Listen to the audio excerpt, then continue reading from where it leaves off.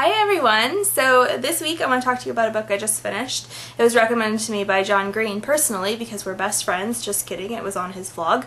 And I wanted to pick it up right away because I just thought it sounded good.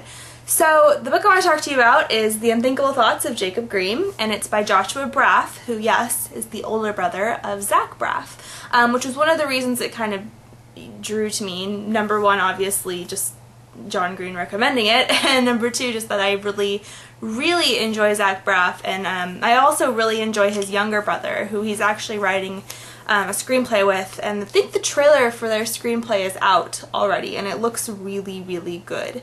And so I just think they're a super creative bunch, and a super creative bunch of writers.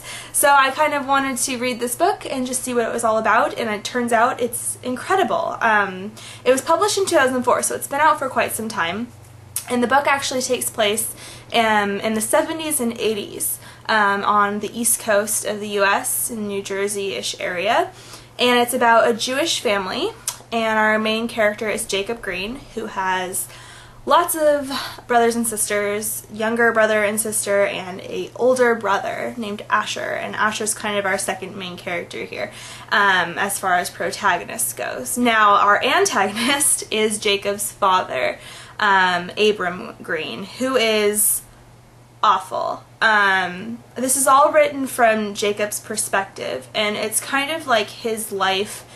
If he could say the things he wants to say out loud when his father is being awful, this is what he would say. And so there's moments of reality in this book, and there's crazy moments of not reality, where he is like just saying things he wish he could say, which is the unthinkable thoughts.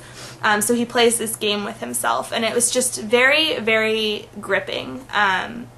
Jacob's father is awful. He's an emotional abuser. He's a perfectionist, and when his children aren't exactly the way he wants them to be, which even if they tried, they never could be, he is awful. He never physically really abuses them, but it's just the emotional insanity of the household that Jacob grows up in.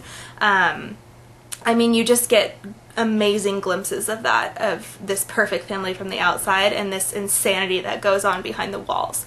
And you kind of start with Jacob, I think he's 6, I believe, and then it goes until his adolescence when he's about 15. And yeah, and there's this great Jewish culture in it, and you really just get to know the family, and you're just, it's a very short book. I think it's not very long, so it's a quick read, and I read it in a few days, and I really just enjoyed it. It was one of those ones that isn't a fantasy one, which is usually what I get into, that I've read recently that it's been so gripping. So I highly recommend it. Very good book, and great writing, and just, I have no complaints about it. It really just showed what it's like to be in a household like that, and I felt so bad for Jacob and just what was going on with him, and how it just seemed like no one would listen to him ever.